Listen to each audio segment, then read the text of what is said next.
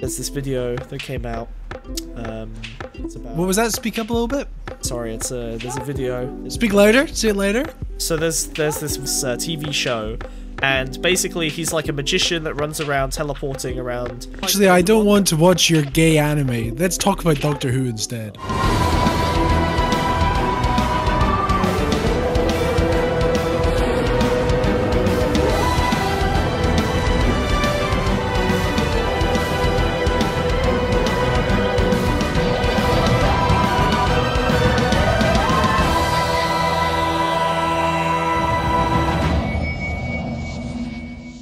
Okay, what we're looking at here, Doctor Who's coming back, right? But what's important about this Doctor Who casting, it's a brand new actor playing the Doctor, is it is a black gay man from Scotland. Scandalous. Important context as well. The showrunner, the writer, is the person that brought the show back in 2005, so it's a return to form. However, there has been an absolute explosion of weird conservative commentators picking up and speaking about the most recent casting choices and subject matter of the show. Clearly, and very clearly, it's all a grift. They've never actually seen the show, and it's super apparent from the moment you watch any of their stuff. And I think it's fascinating. I think it's very funny. There's this weird subgenre of specifically conservative Australians that really go in on Doctor Who, because Doctor Who was massive in Australia, more so the classic show than the 2005 reboot, because the 2005 reboot only really got shown in the UK. It wasn't very good internationally, whereas classic Doctor Who, that was broadcast around the world, although not live at the same time, but it was shown in reruns and stuff like that, right? So let's have, this video is called The Utter Destruction of Doctor Who. Let's have a little look-see what this guy has to say about the franchise. Television. No show has been more bent out of shape, pissed over, necrophiliacally defiled and desecrated, screwed over, taken advantage of, ripped a new one, been done dirty, shat on from a great height, had all of its orifices gagged and pounded in an unremitting franchise bukkake, been co-opted and bastardized and fucked up beyond all recognition than Doctor Who. Wait, and it's absolutely been done. Is that Ricky Gervais? Yeah, it's Ricky Gervais from a little Doctor Who parody. Oh, from a parody, okay. Yeah, it's not actual Doctor Who. If they let him on Doctor Who, I was going to use that as the linchpin they would of my argument fucking that the show has fallen off. never. Okay, fine. Continue. I saw an opportunity, alright, to BAM! Blow your head off in the first 30 seconds, and I leapt at it. But unfortunately, the worst they've ever done right. was James Corden, and that was before he became the late night show host. That was a terrible episode. 2 episodes actually. Oh he plays my the same God. character, both the Lodger and Nightmare in Silver. No, the Lodger and the fucking one where it's Matt Smith in the department store that's really bad, and the solution is "I love you, my baby," and then his love for his baby stops him being a Cyberman. Right, let's go. By design, by a cadre of people that seem much more interested in their activism than anything creative that they've been hired to do. In recent years, the venerable British institution saw Doctor Who regenerate as a woman who declared, "I've had an upgrade." She declared, "I've had an upgrade," which might seem oh yeah, men are the downgrade. Actually, it's a reference to when the Master regenerated as woman and said the same line. How about that, bitch? Okay, but then, and there was a speculation. Wait. So does that mean that go on. Doctor Who thinks that feminism is evil because the evil person said that women are better? If you watched Missy's arc, you'd know that she's not the evil incarnation of the Master. In fact, she redeems herself and stands with the Doctor at the end. Someone clearly didn't finish season 10. I honestly, I really hated Missy as the Master. I really liked John Sims Missy as the Master. is the best incarnation of the Master. So much so, where it goes, it's very interesting how it develops John Sims' Master as well. I want gay Moriarty Master. I think Doctor Who should be Sherlock, and the Master should be Moriarty, and that's way more fun for me. Well, you can't buy taste.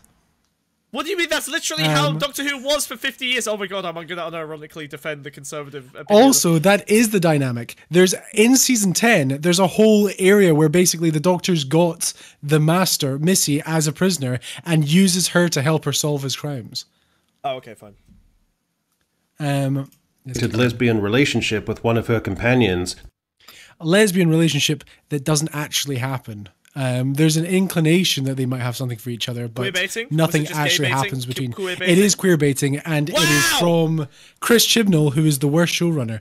Not because Jodie Whittaker is a woman. A lot of people attribute it to the fact that she was a woman. In fact, it was just incompetent writing from Chris Chibnall for the entirety of Jodie's run. Chris Chibnall is why I hate Doctor Who and why I will never watch it again, and I'm completely done with it. I loved Doctor Who up until probably most of the way through David Tennant, and then Matt Smith. Oh God, was horrible, garbage. Chris Chibnall didn't write many episodes of Doctor Who. He wrote he was Dinosaurs on a Spaceship. He was the showrunner from Jodie's era. Okay, You're confusing Stephen Moffat. I hate him Chibnall as well, I think. Stephen Moffat, that's warranted. His first 3 seasons with Matt Smith are, despite being like quite cleverly written, they're a bit contrived. They repeat the same series finale, and the way he approaches women, at least in the first 3 seasons when it's not Capaldi, super strange. One of his quotes is, "Yeah, I love Amy Pond. She's a naughty girl in the TARDIS." Oh, that was like wow. That was his like design philosophy. I'm gonna tell you. I'm gonna give you direct access to my brain for a moment. Okay, are you ready? If you ask me, describe why you don't like Doctor Who. This is what my brain concocts. Okay, this is the AI generated thing that happens in my brain. Okay. Oh my God. You mean I was the universe all along? We have to go bum bum bum bum ba-dum bum bum bum bum bum ba-dum bum, and then they start running bum bum bum bum. Yeah, that's a season 7. And then season 6. And then he like points the stick at something and goes, "Boo!" And then the thing clicks and he goes bum bum bum bum bum bum bum bum bum bum bum, and then he stands still for a moment and the music goes quiet, bum bum bum bum bum, and he looks at the camera and he goes, "Heh, I guess not today." Bum bum bum bum bum bum, and then the credits roll. So that is something that Moffat grows out of. He's so super guilty of it in season 6, where the Doctor becomes too important. However, he gives all that up around the time Capaldi comes back in. He kind of grows as a writer, doesn't go for the higher stakes. Everything becomes lower stakes and more character focused, and the show really benefits from that. Okay, cool. I will absolutely agree with you. That is the case ruined. for specifically season 6. Season 6 is the worst season of the revival, not counting Jodie Whittaker's era. God, it permanently ruined Doctor Who for me. I'm not gonna lie. I've not touched. You could get Doctor over Who. it if you should really watch season 10, because it's the best season of the entire show. Capaldi at his finest. I watched some Peter Capaldi, and it didn't feel like much had changed from when I was watching the other stuff. It didn't feel like I love Capaldi so much. I love him so much. But I still wasn't impressed with most of it. It was still Capaldi is my all-time favorite Doctor. Mine too. Like an actor perspective, I agree, but I just don't like the show. For me, from a character perspective, he's a great actor, but his character of the Doctor is the finest version of him. He is the oldest, most like wisest. He's very clearly all the Doctors that have been before him, and has learned from it, and is very troubled by it, but has like moved on and become something more. You know? Yeah. But Capaldi's hotter than David Tennant. True. So true. And the show was retconned so that the original Doctor was... No, he's not. What? Sorry. Fuck. You're weak. Wait. Look at pictures of Capaldi when he was David Tennant's age. You literally have not watched the movie I keep trying to get you to watch with young Capaldi in it, yeah, fuck you. Small Town Hero? Yes, I have, dude. No, not Small Town Hero. What's the other one? Something Cold Shoulder. He's also in The Vicar of Dibley. Did you know that? He plays one of the Vicar of Dibley's love interests. Oh, I didn't know that. Was it Soft Top Hard Shoulder? Oh god, it's so fucking good. He's so hot in that. But David Tennant is hotter. Sorry. Carry on. Let's go back just a microsecond, because you spoke over that last part. Wow. with one of her companions. Then the show was retconned so that the original Doctor was a black woman, and Incorrect. This is Jo Martin. She plays the fugitive doctor, right? A doctor. She is not the first incarnation of the Doctor. In fact, it's theorized that she becomes the Doctor between the second Doctor and the third Doctor, where the second Doctor is abducted by the Time Lords, has his memories erased, and then the third Doctor just appears, falls out, and has no memory of how to pilot the TARDIS. The fugitive Doctor is not the first Doctor. He could be referring to the Timeless Child. That is like the new canon, Chris Chibnall era. The Doctor's always existed as an immortal being that's been there forever. However, we don't know if like the little black child that is like the first image of the Timeless Child is the first incarnation. It's just assumed that's the case. It is not the case that the first Doctor is no longer William Hartnell. William Hartnell is the first Doctor. That is when the Doctor first takes his name as the Doctor. Wait, can I ask you a question? Yes. What was your plan for this segment for you to just watch this video and then spit out a Doctor Who Wikipedia page every 30 seconds? I am debunking his fucking arguments, bitch, because seriously? you can't understand them. Are we seriously? This is the same. I don't have to give an opinion. I can just tell the reality. This shit is so lazily written. I'm in hell. I'm in hell. Why? Have you got any contributions, bitch? No, I don't. I have nothing with it. That's why I thought, you know fucking nothing. You know fucking nothing. Your head is empty, dude. This is why you're the co-host, dude. This is like you. You got nothing important to say about any of this. Oh my god. This is what it's like to be you every day on stream. Just watching a schizo babble about nonsense that they're autistically researched on. And I'm just sitting here in the corner like, what the fuck are we doing? Why is anyone watching this? I'm getting whiz-pilled. I'm getting whiz-pilled. I understand him now. This is my vulnerability episode where I'm connecting. First, I learned what a woman feels like. Now I'm learning what whiz feels like. This is terrible. I hate it. This is all fully intentional as well. This is by design. I want to die. This is absolutely by design. I want to die. I hate Right, it. you done with your weird ranting? Let's go back to the video. No. Doctor's companions was transgender. Then there was an episode where the transgender companion's non-binary transcendent oneness effectively saves the cosmos. First of all, Rose Noble, not a companion. She is the daughter of one of the companions, Donna Noble. Second of all, the transgenderness is a joke. It's a little reference in the episode. It's got nothing to do with the actual solve of the plot. There was a wheelchair-bound woman who shoots lasers out of her wheelchair. What's the trans joke? She says, it's not something a male-presenting Time Lord would understand. You know? Oh. But the whole joke is like, it's a shame you're not still a woman because it's not something a male-presenting Time Lord would understand. Giving a wee jab at his arrogance. Right. He also complains about a woman shooting wheelchairs from a rocket. What's wrong with that? Why can't you shoot wheelchair fucking rockets? Why can't you shoot wheelchairs from a rocket, Wiz? Why is that the woke agenda? Logistically, Smug not laughing is transphobic. I really appreciate that Glitterbell fully caught my very intentional transphobic reaction, and the reaction was silence. I can't believe that actually worked. I was assuming my transphobic response because I'm so pissed off at Wiz. I'm just the Doctor was played by Joe Martin. However, that version of the Doctor is called the Fugitive Doctor, and it's not told when in the timeline she appears. She is either speculated a future incarnation, which is unlikely, or a past incarnation. Joe Martin is the name. I think your list might also leave out John Hurt. Is there room? What? Is there room for like infinite past Doctor Who's? Or do we know who the... Oh, okay. Yes. There is. How? Before the first one? Because of the Timeless Child retcon. But also there's stuff like... there's always been a gap for two reasons. Number one, did you watch the episode where Matt Smith dies? Or his last episode? You know what? It's the only episode I watched, and I watched it 50 times because I just want to see that little fuck. Yeah, it's fantastic. Well, you know how at the very end of it... over again. You know how the Time Lords grant him a whole new regeneration cycle? No. So he can come back because he's the 12th Doctor. Usually the way it is in Time Lords terms or whatever. Time Lords, when they die, they have the ability to regenerate, come back as a new person, healed of all their wounds.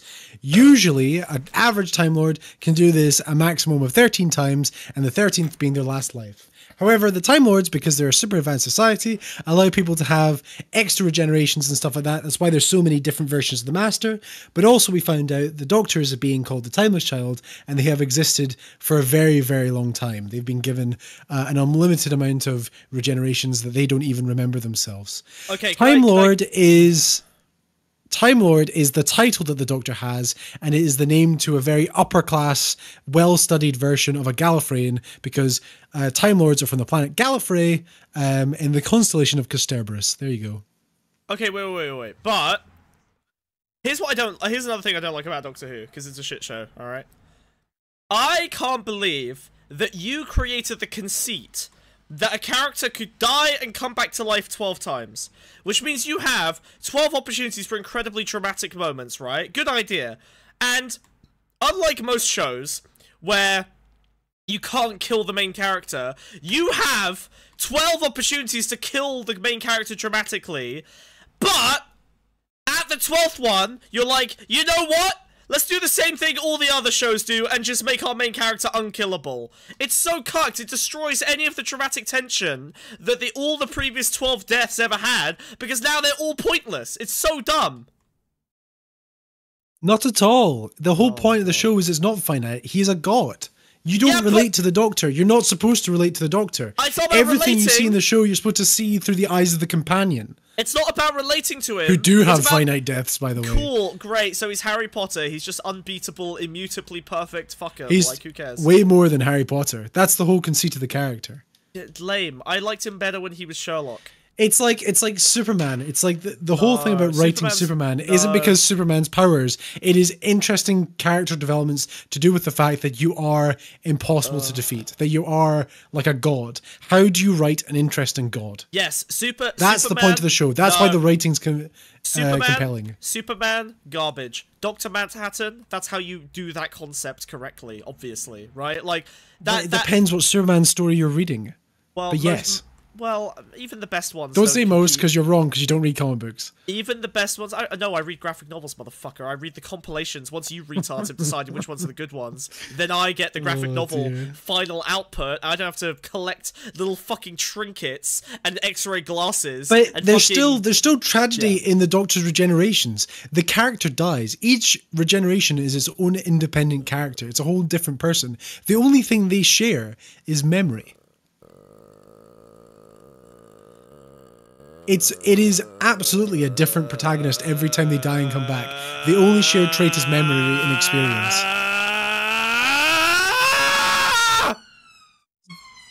Sorry, carry on. I'm fine. I thought you'd get cumstered and dumpstered when the shoes on the other foot.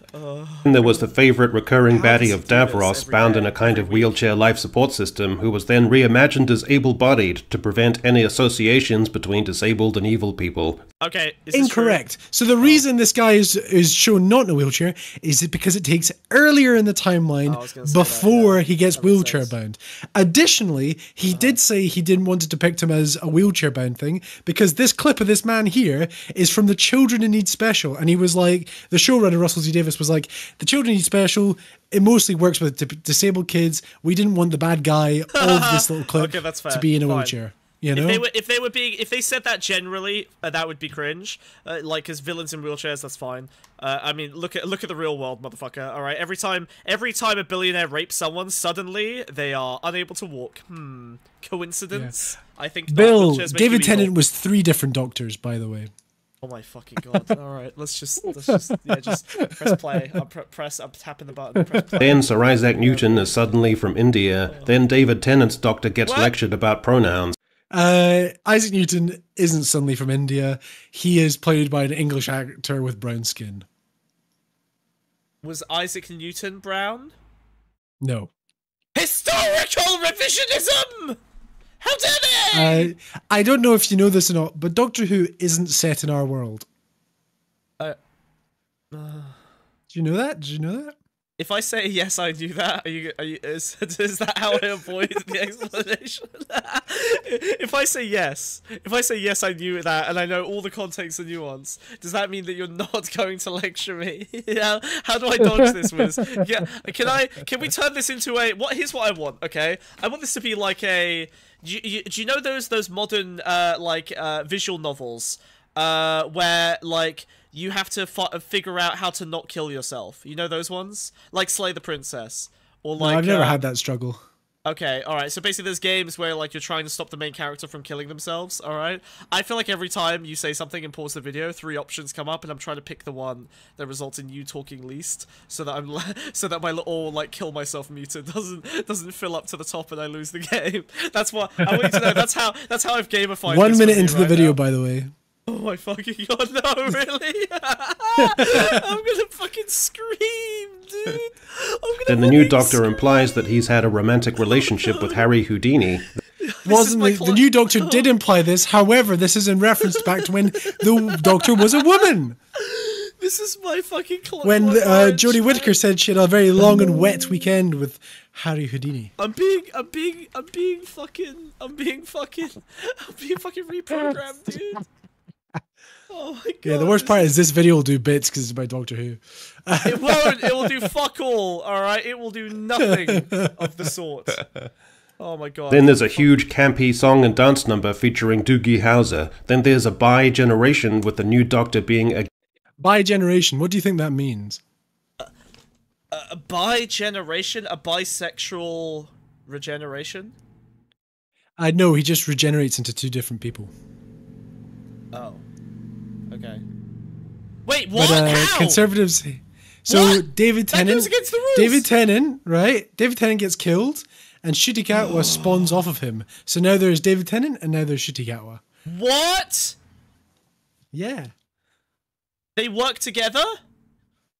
Yeah, to defeat the Toymaker. Just press play. But conservatives hate the term bi-generation, despite it not meaning like bisexual at all. It really pissed off a lot of righties. It's a play on the word bifurcation, obviously. What? Bifurcation, bifurcates, to bifurcate something. Like when a boat hits a pole and splits in half, it bifurcates. Or like bicycle, 2 wheels. Gay black man who was depicted in the new trailer getting down in a nightclub, with the actor tediously expounding on his grievances and trite aims for the show ad nauseum in the media. Speaking with Entertainment Weekly about the show, Ncuti Gatwa discussed what was on his wish list for the Doctor.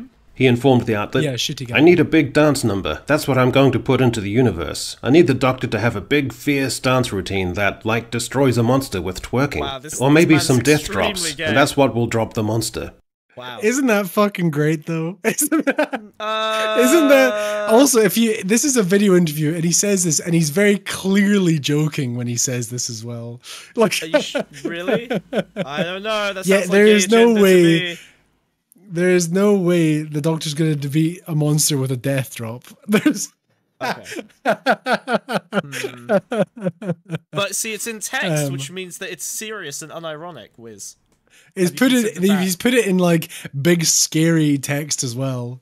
Yeah, that is. Oh god, that is fascism text. Yeah, that's funny. Yeah, holy fuck, he's gonna do some death drops on a Dalek. Monster with twerking, or maybe some death drops, and that's what will drop the monster. While discussing the costumes for the show that designer Pam Down had shown him, Gatwa told Entertainment Weekly, she laid out her sketches on the table and I saw kilts and skirts and all kinds of gender-pushing, societal-pushing outfits, and I was like, yes, let's do all of them. Whether he was being frank or partially glib. Yeah. And a lot of the... So he's worn like several kilts. Okay. From the costumes I've seen, not really, other than kilts. That's disgusting. What the wait, seriously? Doctor Who is now wearing kilts? Yeah. Oh no. What the fuck? Do you know where Ncuti Gatwa's from? Where? Scotland. No, I don't know. That's my problem. Scottish representation in Doctor Who? Ah! Fuck! I could tolerate Capaldi. It's not like half of them are. I could tolerate David Tennant. I could. Oh wait, damn it. Never mind. Carry on. The Scottish lifestyle should never be pushed onto children. Yeah, true. Yeah, I can't believe that this Doctor's Scottish. That's so fucked up. I can't. The timeless child retcon. I miss David Tennant. I miss David Tennant. That was a good English man right there, representing an English Doctor, true salt of the British earth. Cheeto, the Timeless Child is very controversial. It was a massive retcon. A lot of people don't like it, but it looks like Russell T Davies, the new showrunner and writer, is going to stick with it and find a way to make it a bit more interesting and fitting to the lore. The big problem with it is it's never really explained. It's just like the Doctor was always there, and so what? It was never really developed as a plot point. That's why it's like controversial, and it's a bit contrived, making the Doctor a kind of like chosen one type figure. But I think there is an interesting way to write that narrative. They just haven't done it yet. It's basically the Doctor always existed and has unlimited regenerations, where previously it was believed the Doctor only had 2 regeneration cycles, which is 26. The difference between 26 and a million isn't really much when we get a new Doctor like every 5 to 10 years. It's not that big of a deal implication wise, but to some people it was quite upsetting because after 60 years of history of the show, they suddenly changed it to be this now, you know? Yeah. But personally, I'm not too upset or bothered by it. Doesn't matter. It's the overall tone and tenor and the sense of entitlement about what can be done with the character of the Doctor. The Doctor, through all his iterations, has always had abiding characteristics, because the alteration of his physical appearance didn't simultaneously alter his fundamental identity or persona.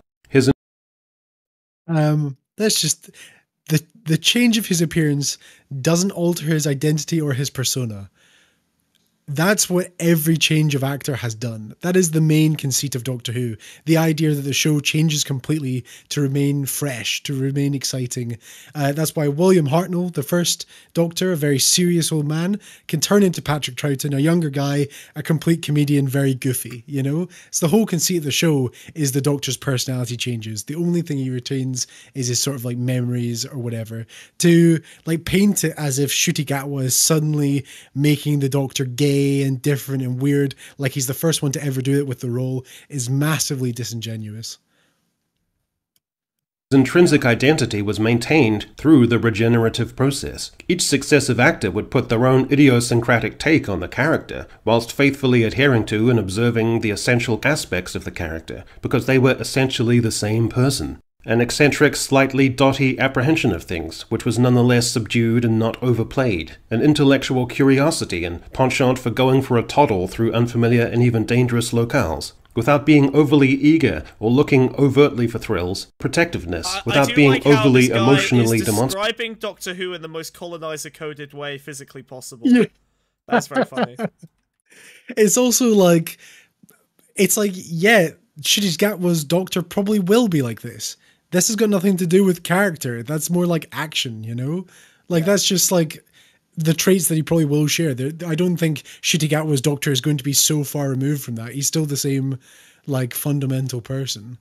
And an often overlooked or forgotten aspect in the more sensitive modern age, he could also be short with his companions, drolly chiding them for being a little slow on the uptake. He could become flustered, but never overly excitable. He was super intelligent, but also prone to absent-minded and abrupt diversions. But Ncuti Gatwa and the new writing team seemed to be going with the premise that the Doctor... The new writing team, by the way, I think it's like 7 out of 8 episodes this season are written by Russell T Davies, the guy that brought it back in 2005. The one other episode is written by Stephen Moffat, the guy that did Matt Smith and Peter Capaldi. There is no new writing team. Doctor is far less the extant, continual Doctor, and is a wholly new persona, one with a sparkling personality and contagious energy, that the Doctor's intrinsic persona is going to abruptly change to wanting to shake his ass in a crowded dance club. Again, this has always been the case, and the Doctor's always been shaking his ass in nightclubs. There's several scenes of that in the show before this. Have big flamboyant dance numbers, defeat a monster. Shaking his ass in a nightclub, huh? It is David Tennant at Rose Tyler's thing. Oh no, it's Donna Noble's wedding, isn't it? Da da da da da da da da da da da da da da. You know what I'm talking about?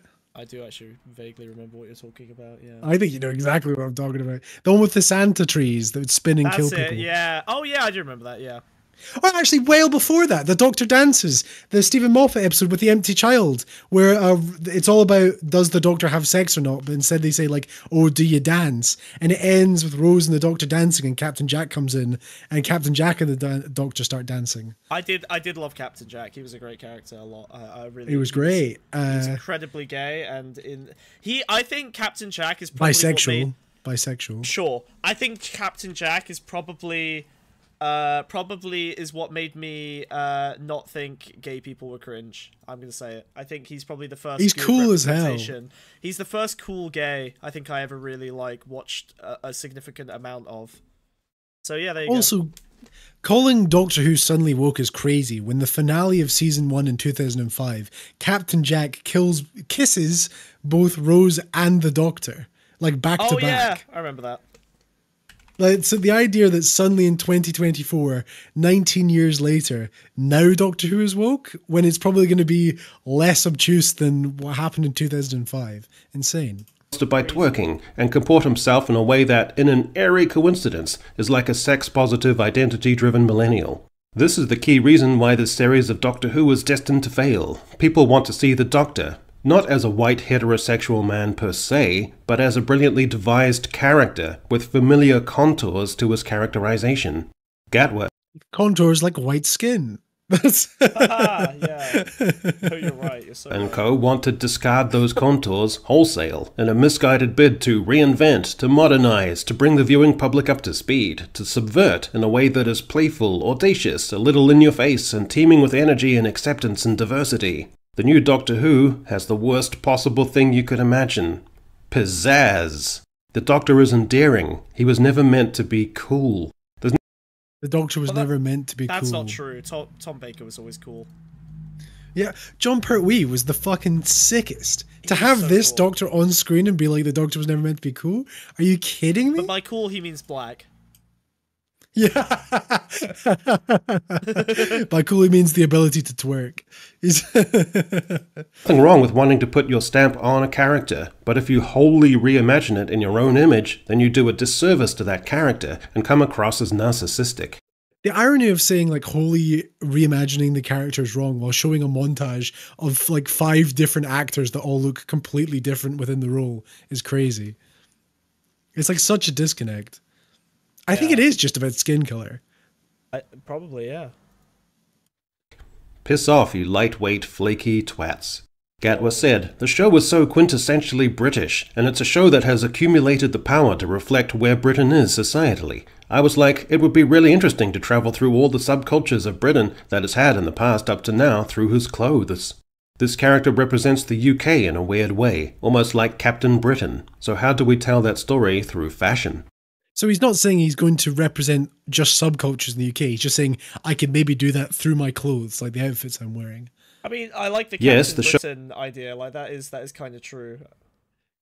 Yeah, like our cultural zeitgeist, you know? Yeah, and so has accumulated very diverse. That it makes sense that Australians are doing this because I think enough British people, even the Conservatives, are aware of the diverse kind of like, you know, culture of the UK. Like we've been more multicultural than most Commonwealth, pretty much all Commonwealth countries for decades. You know, so I think there's still like a fair bit of not pride in that, but acceptance even from the Conservatives that you can't really kick out the brown and black people. You know, even stuff like Windrush. Like there are no Conservatives that are against like Windrush, really. Yeah, that's very true. The power to reflect where Britain is societally. And sorry, Gatwa, but you and the production team's indulgent antics are not using that socio-cultural power accurately or responsibly. Your vision of a bright and jolly and energized sexual and racial and gender utopia and shuffling of society into shape is not where Britain is at. It's an aspirational vision of yours that most of the society around you doesn't especially want to partake in, and in fact comes across, to that generality, as a loud, lame, preening, tacky load of old toss, in which you've... Is that true? Do you think that it comes across that way to the rest of the UK? I mean, what all the like? Well, I mean, I saw Dude, that. you're so me right now. This is crazy. I saw that. What do you mean? What are you talking about? Clearly distracted. I'm not distracted by anything. Look, I'm gonna be honest with you. I've spent the last like 10 minutes building an immense contraption on stream. I don't know if you've noticed, but I have created a Rube Goldberg machine dedicated to basically do you want me? Can I talk you through? Can I talk you through how this machine works? Okay. You're like one tangent. All right. So here's what I built. All right, I'm gonna walk you through it. All right, I'm quite proud of it. If I do say so myself, I've been able to dedicate a lot more time and resources to this. So, I'll start you at the top. All right. So you'll notice that this is attached to your leaf. Okay. This system here. Okay. All right. Now, what this does is, as I assume that's my babble, blood dripping out. yes, as you babble and rant about Doctor Who, this is filled up with your accumulated red poisonous prog slime, your vril, if you will, because you get excited and agitated, and you start sweating, and starts filling up this meter. Now, I've conveniently labeled this meter my limit, okay?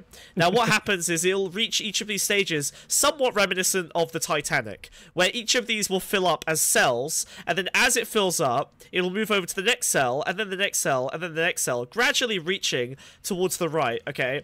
Now here you'll notice I've set up a funnel, and this funnel will divert your froggy vril into a bucket. This bucket is attached by rope to a pulley up here, and what I've done, which is quite clever I think mechanically, is I'm using a pulley system attached to a wheel up here on this like nice little piece of bar I've put up, and then another wheel here, and you'll notice that this converts the vertical force of the weight of the bucket pulling in a downward direction, reminiscent of an Indian Isaac Newton, you might understand, pulling up on this pulley, up to this pulley, and eventually pulling the trigger to this Glock 19 aimed right at my head. So, I actually have an exit strategy for this stream. I'm pretty much ready to go. So you can continue as you like. I'm actually all prepped here. We can go. Cheeto, the Doctor is a renegade. He's a renegade Time Lord. The Master is a renegade Time Lord too, but the Master's a bad guy, the Doctor's a good guy. Oh good, it's filling up. Okay, no, carry on. It should have lowered because you explained it to me. It needs to go down a couple levels. Unfortunately, there's no release valve for the vril. It just accumulates. It's like mercury in the bloodstream. It's like lead. It doesn't run out. But yeah, he's saying it's not indicative of contemporary UK, which is inaccurate, right? I think a lot of modern audiences want exactly this type of content. Ncuti Gatwa's just come off of Sex Education, which is like one of the biggest shows in the UK whilst it was airing. Maybe not the most recent season, but that's because Ncuti Gatwa announced his departure. You've centered yourself, zipping and gambling across the screen, looking like a total div. As reported by the Daily Mail, Gatwa previously said, "As I say, I live in a very leftist, liberal bubble, and in fact, there's a really great episode coming up next year where we lean into that." So, from this statement, he's saying, I live in a very like leftist liberal bubble, right? When we lean into that, it's probably addressing the fact that it's probably bad to only live in a leftist liberal bubble, right? Yeah. Shall we listen to his takeaway from this statement? Yeah. So you're not reflecting where Britain is societally. By your own admission, you're taking a venerable old institution you had nothing to do with devising and creating and building a fanbase for, and piling in great heavy shovelfuls of your own political messaging, constructing narratives and imagery, and tropes that are very leftist and liberal, and contradicting yourself by implying this is generally representative, and in a kind of Schrodinger's bullshit, pitching back and forth whenever it suits between depicting what's current society and what society ought to be, and it's almost like it's a show about time travel. Yeah, but that's a bit of a weird take to throw at Doctor Who. Yeah, that's a bit weird. Almost. Wow, it's crazy. You're showing us a fantastical world. Oh my god. Yeah. You know what I really hate? It's almost like he'll probably... What? I really hate that, you know those kids in Narnia? I really hate how that book can't decide whether it's about World War II or about a magical fantasy landscape. I really hate it. It's so schizophrenic. What a bipolar. You know what I hate about Harry Potter, dude? I really hate that, like, sometimes they're in a magical school and then sometimes he's just at home getting bullied by his family. Like, it just flips so strangely between, like, the real world and, like, the magical world. I can't keep track, dude. I have very little object permanence. More sanctimoniously, depicting the world as it will, in your eyes, inevitably be. So you're treating us to the doubly annoying spectacle of literally preening across the screen and figuratively preening, showing how enlightened you are, with the show, in your estimation, being a means to give society a bit of a nudge along so we can all catch up to your egalitarian wankfest of an ideal world. Which has been the general conceit of the show since the 60s. It's always has a left-wing bend. That's been the intention from the very start. I mean, not by modern standards, but back in the 60s, the show was considered highly progressive. Well, because yeah, it was invented by Jews. It was invented by a Muslim and a woman. Did you know that? What? A Muslim invented Doctor Who? A woman invented Doctor Who? Verity Lambert, yeah. A Muslim and a woman? Yep. 100% true. How? Yeah. From start, well, they were just high up in the BBC at the time. Oh, interesting. Wow, I didn't know. Right, because it was originally devised as children programming. It just spiraled into a much bigger thing. Oh yeah, I forgot. I forgot. It was originally like an education. It was meant to be like a conceit for an educational show. Yeah. So no one expected it to take off quite the way it did. Right. And it didn't initially. It only had about like 4 million views on the first like couple episodes. By the end of the first, in quotation, seasons, because it didn't really have seasons back then, it was like coasting at 10 million. And then it retained that all the way up until the end of the show. But no one expected it to take off the way it did. But it was just such a huge success because they were given this tiny little budget, make a children's show, and they decided to do with that tiny little budget something nobody had ever seen before, making it super, super weird. Did Russell T Davies invent the modern Doctor Who fandom? No, but Russell T Davies was a part of it. He was a hardcore Doctor Who fan. The modern fandom of Doctor Who really appeared after the show's cancellation. There was such a huge demand for it to come back. The BBC blamed the cancellation on lower viewership figures, but that was never actually the case. What they'd done is they kept changing the time slot, and the Tory head of the BBC at the time hated the political messaging within the show and axed it for that reason. He considered it a social embarrassment, regardless of Doctor Who super performing well. It's crazy. There's a lot of drama and politics. An ideal world. I don't want to come across as too judgmental or lose perspective about the travails that come to make up a life. By all accounts, Gatwa's acquitted himself well enough in some Shakespearean productions over the years, and has a clutch of BAFTAs to his name. Yeah. Hi. Can you explain the devil episode, the Satan episode to me? What do you want to know specifically? I don't get it. I was confused as I didn't understand it. I don't know why. Was that really Satan? I don't get it. What was the what? Well, it was that thing of like, is it Satan? It's a super powerful like alien, but its power is like psychic projection and stuff like that, and it's so psychically powerful that its echoes spread so far about the galaxy that even on our planet we had a small inclination that something like that out there existed, and it manifested in Christianity as the devil. Okay, cool. Thanks. And that's why it splits off into two beings. Its psyche splits into that man, and that's why he gets all the tattoos, and the body dies. Wait. Yeah, I didn't understand the tattoo man.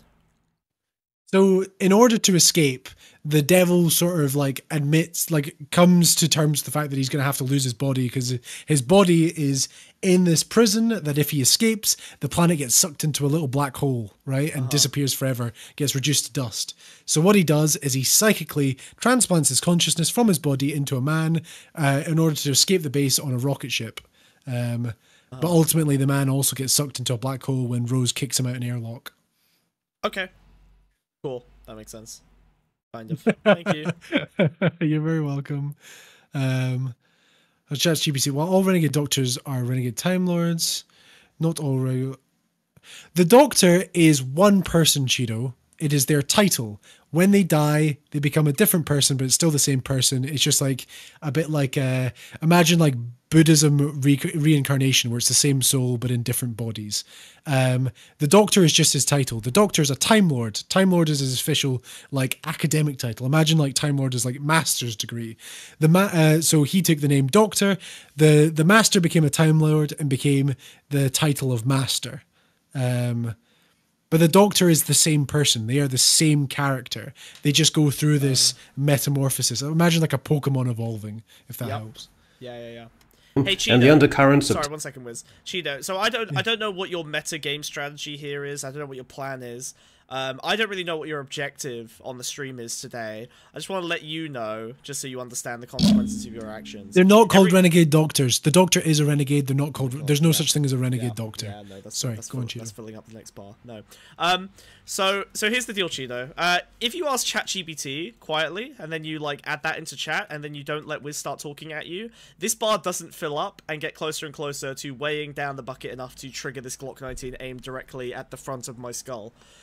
If you ask Wiz questions, it increases the likelihood massively that this fills up very, very quickly, and will, in fact, pull the trigger on this Glock 19 aimed directly at my skull. I just want you to know, like, I want you to have a connection to the outcome that's being portrayed here, okay? I just want you to understand what's going to happen if you continue doing the thing. Now, if that's your goal, that's fine. That is also my objective, is to blow my skull open as quickly as possible and end this stream. To be clear, I want everyone to understand this. When the lights go out, when I get killed, the stream ends instantly. No whimper, just a bang, and then I die, and then the stream ends. Because all of this is a stream of consciousness coming from my brain. That's the lore, that's the Smugbug lore, okay? We're getting Doctor Who Smugbug lore, okay? The second this gun goes off, the stream ends. You understand that, right? It's like a live stream. I get banned the second that I blow my brains out on the live stream, right? Okay, I just want everyone to understand that. Okay, so when this fills up, I die, but also the stream ends at the same time. Okay, cool. Anyway, carry on, Wiz. What happened to K9? K9 has died twice before. Currently, we're on K9 Mark III, and he belongs to Sarah Jane Smith. Gifted to Sarah Jane Smith by the Doctor after K9 Mark II died. Oh no. Oh no.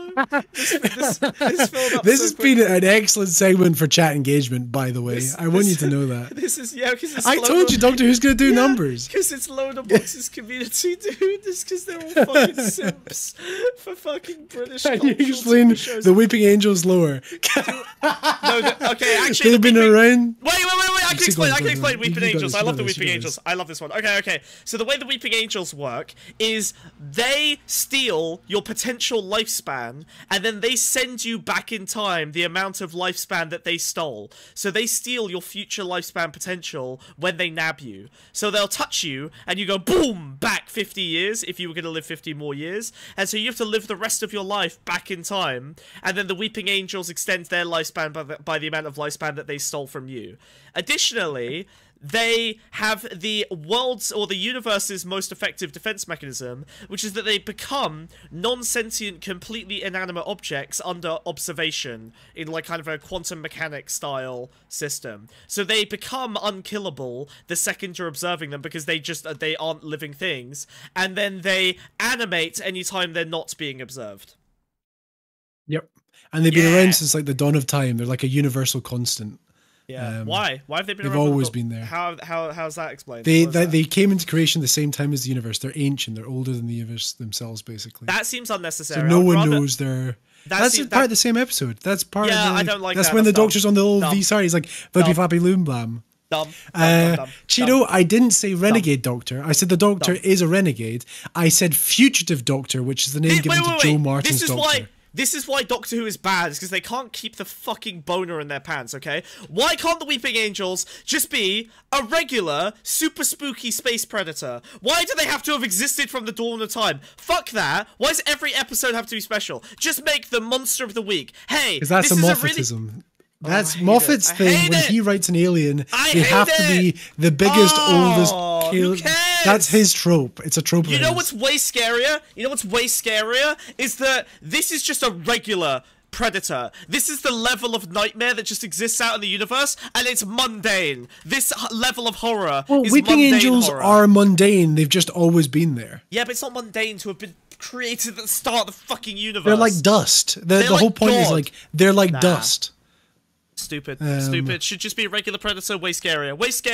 Because it evokes the real. You don't need tigers to have existed from the dawn of the universe to have the primal fear of getting your fucking guts eviscerated by something in the bushes. Moffat's a fucking retard. I hate him. Oh my god, I hate him so much. I hate him. He is everything I hate about writing. Oh my god.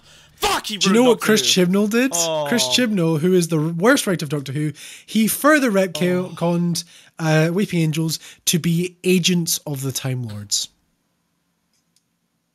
Cool. How dumb is that? That is the worst thing that I've seen in Doctor Who. I want you Like to the Time know Lords that hire there's- Weeping Angels to assassinate targets. Oh, Wiz, there is now slime trickling into the bucket. Just FYI, it's collecting. in the You gotta funnel. lose some slime for that fucking rant you went on. That was cathartic for you. It wasn't. It really wasn't. It made me angrier that we're talking about Doctor Who because I've erased Doctor Who as something I'm allowed to care about in my life because I used to love it. I grew up on it, and it's been so viscerally fucking ruined in front of me that I like Doctor Who is like I'm That like was in the same episode as the one you're ex-wife- talking about. That's not a Yes! retcon. Yes, it's not a retcon.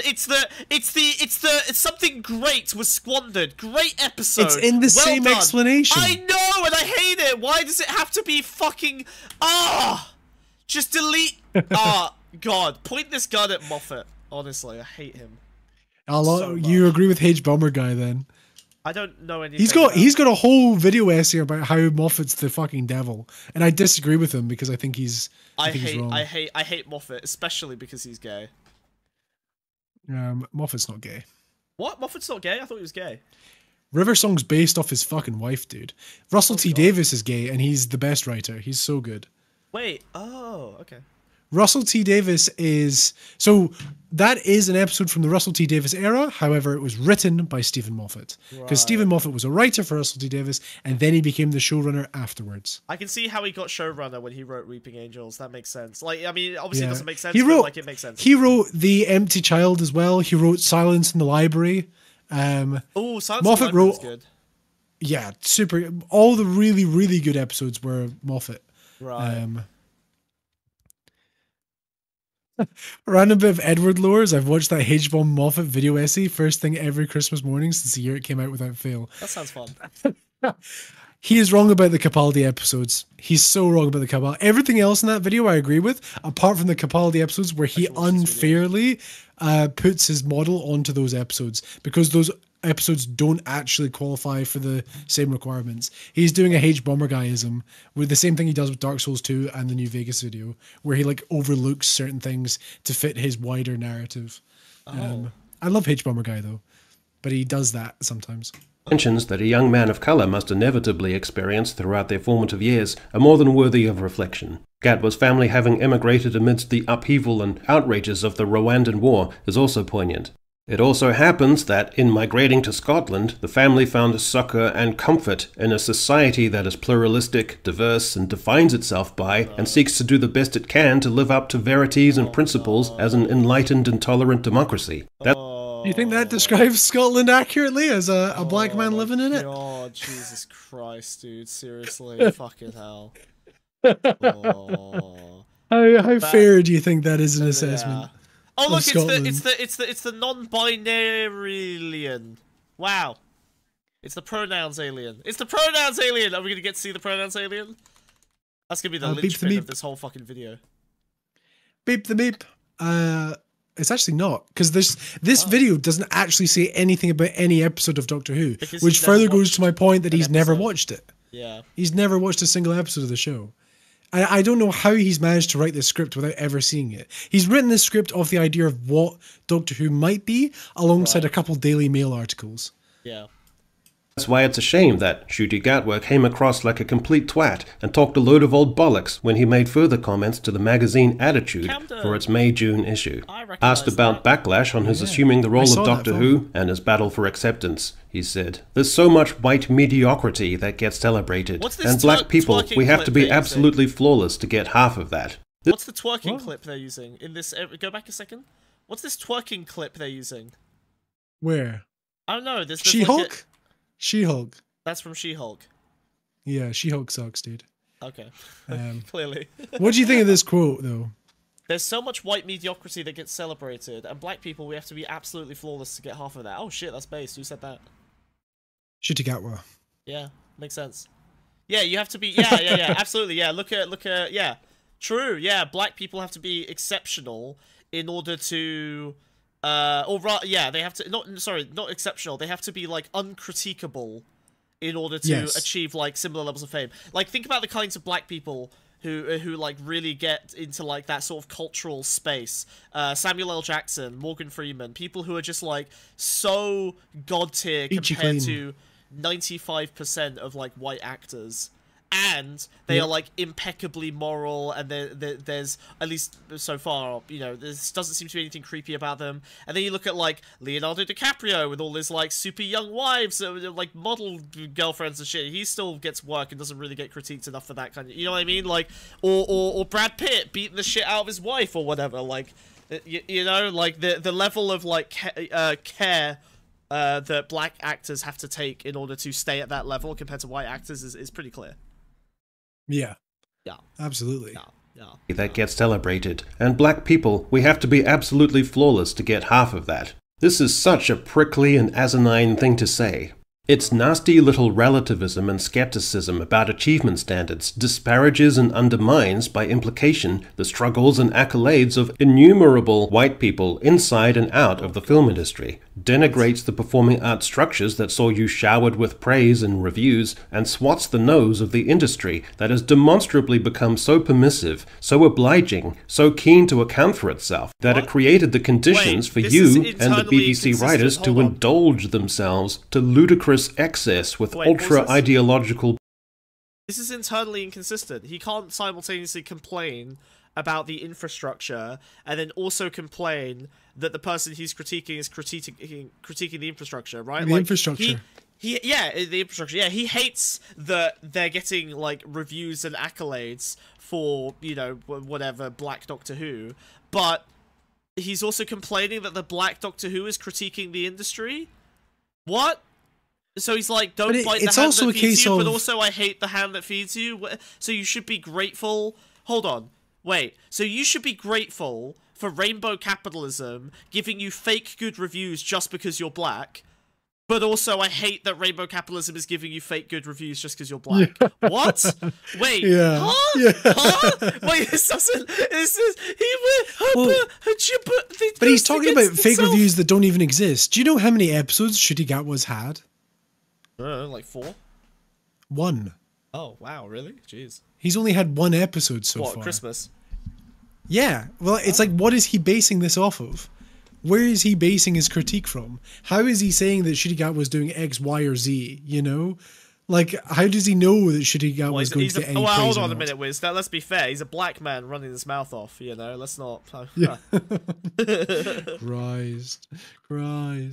Prissy infusions of identity politics into the show you're helming, in a wider industry that has bent over backwards to bend conventions and even historical accuracy to bring in colorblind casting to enable black actors to play Tudor Queen Anne Boleyn or an 11th century Danish Viking, and made revisionist black characters of upward social mobility the norm in Charles Dickens and Jane Austen style shows or adaptations. Also, if mediocrity is such a bugbear to you, diversity, equity, and inclusion... Yep. Wait, why was there a double... What was the double TARDIS thing? What was that? If mediocrity is such a bugbear to you, diversity... This is cool. Whoa, that's a cool effect. Wow. I like that. Well, the whole conceit is like there's this new... well, it's not a new... It's the Double Doctor, and they fight a person called the Toymaker, who is a villain of the first Doctor, and his whole conceit is like interdimensional magic. And by defeating the Toymaker, they win a prize, and this is like the prize, 2 TARDISes. Oh, okay. And inclusion. The new episode's really good, by the way. Like, objectively really good. You haven't seen them. Or DEI. Maybe we should watch it. Look how good it looks. Maybe we should do a watch party in Discord. Well, Doctor Who's coming back in less than 2 weeks. Yeah, so maybe we should watch the Christmas episode next week as like a after party special after stream, and we can invite these nerds to do the watch party in Discord with us. And Doctor Who stream. Yeah, and if I hate it, then the Glock goes off, and this time it's pointed at you. This time I go off, motherfucker. This time I get the shotty out, and I take you out. How about that? How you like that, huh? This stream Whoa, got way more whoa. violent the second Oscar gave me a gun. This was a horrible idea. I don't know what he was thinking. I can't believe he signed off on it. I know, right? Can you believe? What's crazy is look how good it looks. Like I'm really holding the gun like perfectly. It's beautiful. I look so. I like how we really graduated. Oh god, we really graduated from me like bald little funny snail guy to like Doomer cap.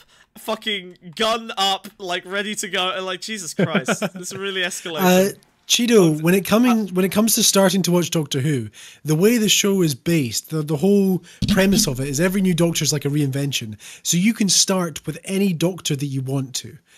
So if you really wanted to, you could start brand new Ncuti Gatwa with his Christmas special, or you could start with David Tennant, or you could start with Matt Smith. It's up to you. There will be allusions to previous episodes, but you can start with any Doctor that you want to, and the show's been designed that way. What a lot of people do is they start with one Doctor and then go back and watch it in reverse order with all the other Doctors. If you watch, usually the way it is, all the story arcs will start and end with the same Doctor. It's the whole point of the show. So it's why it's been able to survive for 60 years. Yes, so unfortunately Wiz is wrong, and in fact you should start with John Pertwee. Okay, let's go. Also a good shout though. John Pertwee's great, but maybe you start with. I'd either recommend starting at 2005 with Christopher Eccleston, or you could start with the new stuff. With Ncuti Gatwa. It's up to you. John Pertwee. The Green Death, very good starting one, I think. That's not a first episode. What? The Autons is the first episode. No, fuck off. That's a shit one. You got to watch it from the start John of each Pertwee, Doctor. That is not a shit one. Are you kidding me? No, you don't. No, you don't. John Pertwee, The Green Death is the best one. Either way, John Pertwee, The Sea Devils is the best John Pertwee special. That's very good as well, but I like The Green Death. Or Inferno, where he goes to the parallel evil Earth. Inferno is also good, but The Green Death is still the best one. Yes, Cheeto. The one we're going to watch in Discord is one of the good ones. It is the most recent episode. It is the start of the 15th Doctor, Ncuti Gatwa, the guy that we've been seeing on screen now, basically. He's brand new, brand spanking new, all new. It's the reboot. It started... The show's actually just started back at season 1. Also, legally, you have to watch it on VHS tapes. You're not allowed to watch it any other way. You have to go find the Green Death VHS tape. The Blu-rays are really good. No, VHS tape. All right. Eyed with achievement, merit, and potential as the official policy in a host of UK institutions, leading to an acceptance of mediocrity in the interests of social justice. Ugh. Gatwa was asked about the UK's discourse around gender diversity and trans identity. I really hate people who do performative sighs to indicate they don't like something. Really annoying. Entities. Everything trickles down from the top, he said, and when you see politicians openly attacking marginalized communities, when you see our politicians openly attacking trans people, it makes it okay for everyone else. And it's scary to see that we've got to a point where it's fine to attack vulnerable people, because that's essentially what's happening. People who are the most vulnerable, the most disenfranchised, most disconnected from everyone else are being told that they are the threats. Tolerant stances on the transgender issue are held by the majority of UK political parties, and in case Gatwa hadn't been keeping up with current events, Scotland's bizarre SNP has quadrupled down on pedantic protections for marginalised people, arguably at a disproportionate expense of common liberties of expression. For the record, he seems oblivious of the fact the British Prime Minister is Indian, the Scottish First Minister is Pakistani, and the Welsh First Minister is Zambian. He added, "It's sick because it's a hiding away of your own ineptitude. You're going to put the blame on immigrants, black and brown people, trans people, queer people. To hide the fact that you are not doing anything for people, it's easier to just create discord among people, to divide and conquer, isn't it?" Gatwa said that we've got to keep pushing for more, lots and lots and lots and lots more diversity, lots more inclusion on our screen, lots and lots and lots of it. The other issue where Gatwa has a blind spot is his disproportionate emphasis on identity has intrinsically adult overtones. Being your ideal true self and being true to your identity is valuable, but ideas like sexual autonomy, sexual pride, pride in visibility, expecting to be a role model for acceptance through unabashed expression of identity. Being gay is inherently sexual. That's what his stance here is. Being openly gay. Wiz. Also, by the way, not confirmed that the Doctor's gay. Is being gay not inherently sexual, Wiz? I mean, it's about guys fucking guys.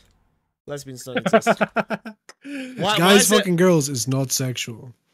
Yeah, well, yeah, it is, but heterosexuality is also, if we talk about heterosexuality, that's inherently sexual. If we talk about homosexuality, it's inherently sexual. It's the same both ways. I just don't get why the gays have to keep do you know what's shoving it in my important face. though? The show doesn't speak about either. At least not currently. Sure, but It hasn't right, so but like, far. but so then his point is still salient, right? The gays are just shoving their gayness in my face all the time, right? Why can't they just be quiet, Wiz? Huh? Why do they have to do all that? They are being quiet on Doctor Who. They haven't mentioned it. Okay, cool. So you do agree then fundamentally that it's good that the gays are quiet. Good. Okay, we agree. I'd have to see it happen before I had a stance. You'd have to. Sorry, you'd have to see evidence. You'd have to see evidence of a flamboyant I'd have to gay. see lots and lots and You'd have lots to and lots of maybe it. check in Lots a and fucking lots and mirror. lots and lots of Check in a evidence. fucking mirror, you frog. Evidence of a flamboyant gay. Oh, look in the water. The reflection's right there. It's reflecting you, dude. I see your face in the reflection of the water. It's reflecting you at an angle. Oh, Jesus. I just You're inhaled making my yourself cigarette. sick. I inhaled my cigarette. I choked on the whole thing. Oh, dear. Oh, God. Of identity in that regard is either overtly or through visual coding or contrived analogies whereby identity, and in particular marginalized identities, take on a consequential role in saving the galaxy in the fabric of time, as happened during the Christmas specials. Well, then that is not really in the spirit of Doctor Who, which is, for all Not in the spirit of Doctor Who. Marginalized identities saving the universe. Not in the spirit of Doctor Who. Yeah. Well, I mean, it's usually white. I mean, Doctor Who's really, more of a white savior. Martha Jones, dude. Martha Jones. Yeah, but she was white coded, wasn't she? A doctor? Yeah, but she was. There you go. Are you kidding me? Most doctors are white, so there you go. She was white coded. Martha Jones, dude. Dr. Jones. Also, she didn't become a doctor. She became a member of UNIT, remember? I don't remember, actually, no. and purposes, a children's show. No matter how empowered and fabulous you want to be, it's just not really the right context. A transgender actress who partook in the show said after the announcement of her casting that during her youth she had disappeared into Doctor Who, found a lifeline of escapism in it to get through much of the dark times. And herein lies the ideal truth. The genius of the Doctor's conception and development as a character, the escapist drama and fun of his adventures, the wistful idea of companionship, of exciting conceits and imagination. That is the swelling heart of the show. That and the cleverness of the science and mechanics of time and world-building and adult dialogue and ironies and drollery would inevitably alchemize to appeal to youngsters. Dumbing down the science fiction in favor of more fantasy elements, maundering on about diversity, jarringly adding on... Dumbing down the science fiction. How highbrow does he think Doctor Who is? Well, it was originally an educational show, Wiz. I would love if Doctor Who was more like House. That would be good. Just gracked. But for real. The tension on this line's getting quite firm, Wiz. The nose. These ropes are straining, dude. Whoa. Sexual and gender minorities and trying to fill the show with pizzazz. It all sucks and misses the point and wrecks the charm and lectures the audience and turns the beloved dotty old show into modern garbage. There's something intrinsically post-war Britain about Doctor Who. A culture of Morris Minors, village fates, bakelite radios, BBC radio dramas, flock wallpaper, cardigans, wellies, choral groups travelling by coach, licorice laces and Oxfordshire toffees, county cricket, Vaughan Williams, Ealing film toffs, and panto. And from Nothing has ever convinced me more that this man has never watched any Doctor Who. Yeah, I don't know what the fuck he's talking about. Also, did he just use panto as something positive, even though that's something that conservatives have been railing about because it's drag? Wait, did he just endorse drag? Wait, what? Did he just endorse drag? What the fuck? It's so bizarre. Also, all those things are so fucking white-coded as well. Like, it's just like, yes, the Doctor should not be a black man because Yorkshire toffees. Yeah, but what? How did he... Also, the point earlier where he mentions the trans actress losing herself in Doctor Who, I think he interpreted that. He interpreted that as her, like, escaping from her being trans. But really, it's like, no, the fact that she's trans means she could escape into Doctor Who because she would be accepted there. He just completely mischaracterizes it. Bizarre. In that world, you get a Doctor Who has these little affectations. He drives a 1920s roadster, or he has an absurdly long scarf, or a sprig of celery in the lapel of his cricket blazer. It's so intrinsically English, and it's subtle, and it's sweet, and it's a bit... A sprig of celery in your... What? That's... Wait, what? Intrinsically English. Doctor Who has always been made in Wales. To have a munch on a bit of celery in your suit jacket pocket, that's English. This guy really has never been to this country, has he? Wait a minute. What does he think we are? Wait, what? Does he think we're all actual like Mary Poppins? It's intrinsically English to have a little piece of celery that turns purple when there's poison in the air. Intrinsically English, dude. That's so weird. It's bizarre. It's bizarre. Ncuti Gatwa envisages a Doctor who was compassionate, accepting, and loving. But Doctor Who was never loving. He was... What? What did you think of that? The fuck? That's so the... Wait, sorry, Tom Baker was never loving? What? It's more William Hartnell, who travelled with his granddaughter, was never loving. Yeah, this is... Well, yeah, like, this is... But, I mean, well, yeah, like, that. What? Dude, wait, hold on. Christopher Eccleston and Rose, like, that was love, clearly, right? Like, whether, like, it's not like they were fucking, but that was. There was a love triangle. There's such a clear depiction of love. Yeah, what the fuck? What? Jesus Christ. Never loving. Yeah, weird. Bizarre. beguiling, charming, utterly free, protective, morally decent. But the Doctor didn't love you. He was an ancient character. Relationships had a different inference. He didn't try to empower you or mentor you or expound. That's what I was telling you. But that was the terrible retcon where the Weeping Angels are like hired by the Time Lords, and they like kidnap her by turning her into like an angel. Bullshit, dude. It was bullshit. It was terrible. Watch it again. No, carry on. Forget it. You just don't need to watch any of Jodie Whittaker's era. There's absolutely nothing that makes it worthwhile. Is it so? Okay, so basically, the entire time a woman was Doctor Who, it was bad. Yeah, but because of an incompetent writer. If you liked Broadchurch, you'd probably enjoy Jodie's run on Doctor Who. I don't remember Broadchurch. What's that? Exactly, bitch. Exactly. Okay.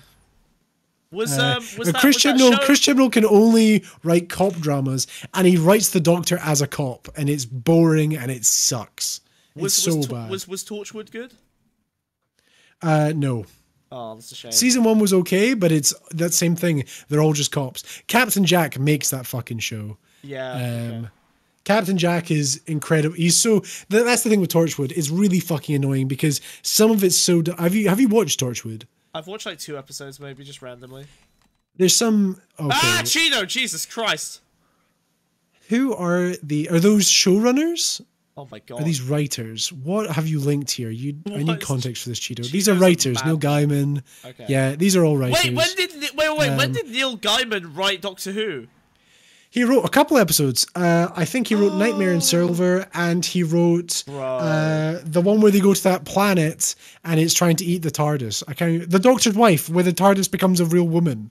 That's a Neil Gaiman episode. I love Neil Gaiman so much. I've read everything he's ever written. I will watch anything. I will go watch those episodes that he wrote. He's done several episodes, and unfortunately, they're not great. No, really? They're not great. But he's a massive Doctor Who fan. Absolutely massive Doctor Who fan. They're not good. They're just, I don't know. There's something about Doctor Who he doesn't quite get. Yeah, okay.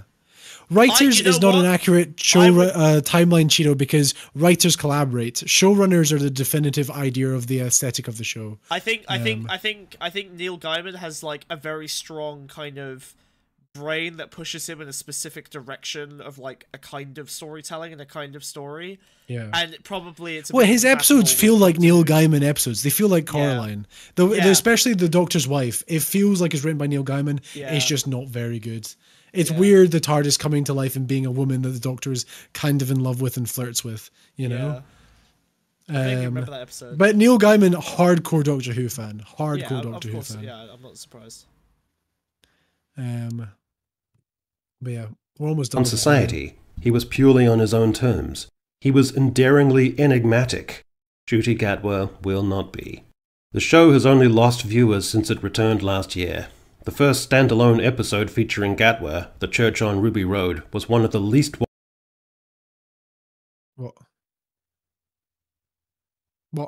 watched debuts for a new Doctor in the history of the show. Oh my god, I was muted that whole time. I'm so sorry. Shit. Smug, if you love Neil Gaiman so much, tell me what fountain pen is his favorite. A falcon, and I know this because he signed one, and I have it. Stay mad, bitch. Yeah, he's actually a family friend, and I've met him like a million times, and I love him very much. Eat shit. Stay mad. I'm buddies with Neil Gaiman. Whoa. How's it feel? How's it feel? How's it feel? I will read everything that man writes until he dies, and then I will go to his house, which I know where his house is, and I will steal his manuscripts, and then I will read all his manuscripts as well. Yeah, I'll do that, because I know where he lives, because he's a buddy. Have you read his Norse mythology book? It's really good. Oh, fuck! No, I haven't, actually. It's really good. Yeah, no, I did mean to read that after American Gods. It's much better than that shit. What? American Gods is really What good. the fuck? I love American Gods. Yeah, but the Norse Gods book's better. Is it? Nah. Yeah, it's really good. American Gods is so It's just good. a very solid retelling of old American Viking Gods tales. is like American Gods is like Stephen King but not shit. Oh my god, it's so good. It's got like such a how does Neil Gaiman have such a good grasp of Americana, like better than Stephen King's? Oh my god, it's so good. Show. It only saw 4.7 million people tune in to the episode. By the way, that is before streaming numbers. After streaming numbers, it did very well. Well, yeah, TV so much so general is probably that on decline, fucking right? Disney got involved. Using TV viewership numbers is such a huge, unbelievable L. Like, no one uses that metric ever now. Pilot Falcon's used It's for only calligraphy really purposes. aired Wait, on television someone as a shit talking me. courtesy.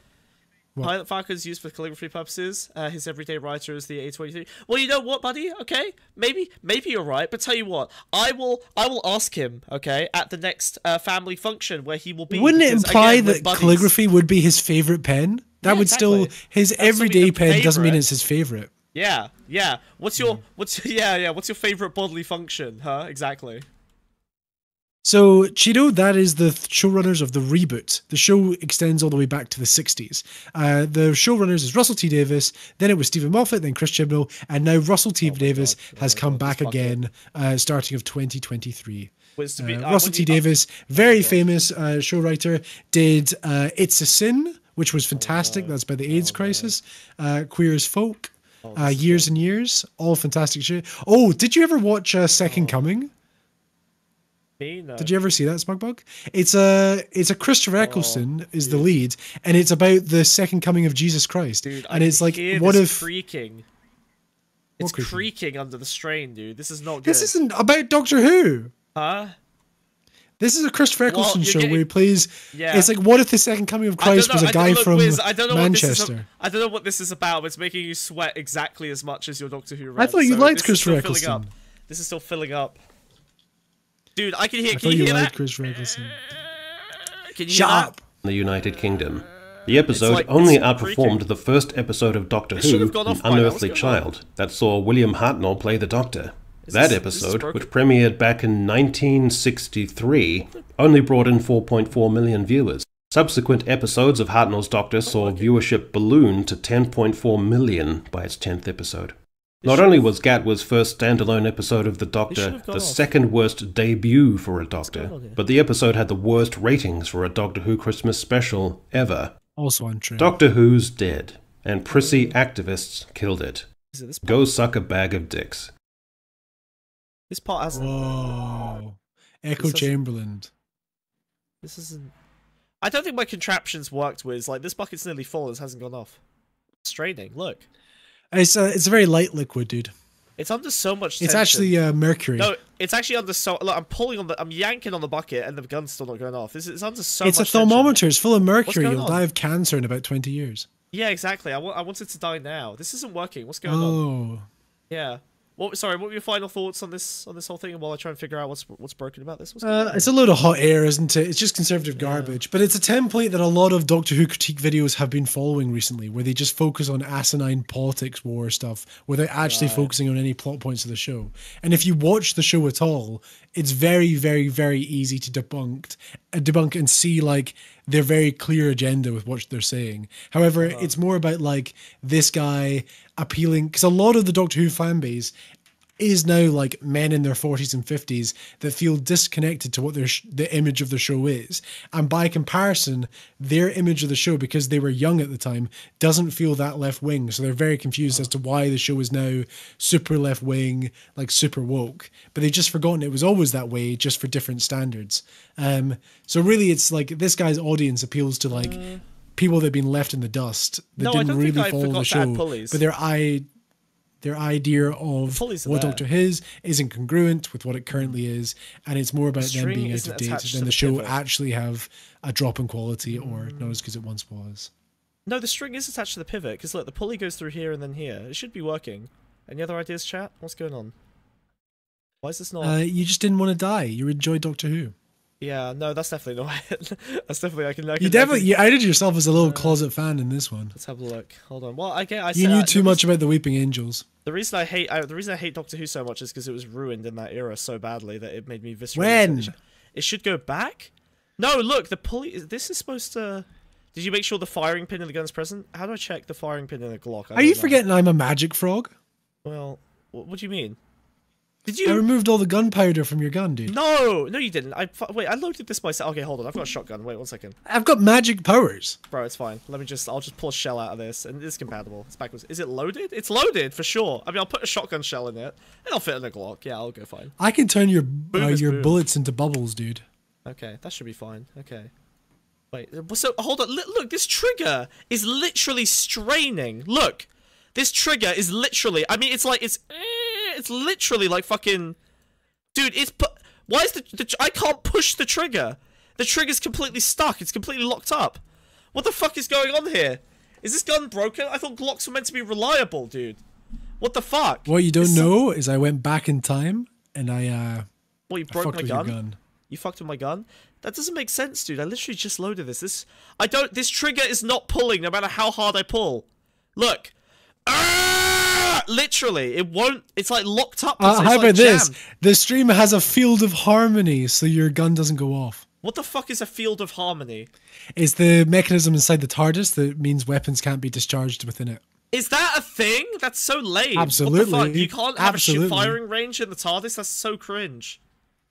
It nullifies weapons. I mean, I could disable the field of harmony. It's something you turn on or off. Really? Yeah. All right, disable it. Or it could be like the Daleks, and they melt the copper in your bullets. Maybe. So they can't fire. Yeah. Bro! Wait! Burns also use fields of harmony on the battlefield, so their enemies can't fire upon them. Oh my god, dude! It's under so. Dude, I figured it out. Look. Safety's on. I forgot to take the safety off. Whoa. Yeah. I think that should be it. So if I pull the safety on this thing should go off immediately. We're gonna hopefully. We're gonna do you wanna come stand over here with me, or are we good? Nope. I'm out of the splash zone, dude. I'm pretty sure if I just touch the safety, it should go off immediately. Alright, are you ready? Fingers crossed, dude. Alright, I'm fiddling with it.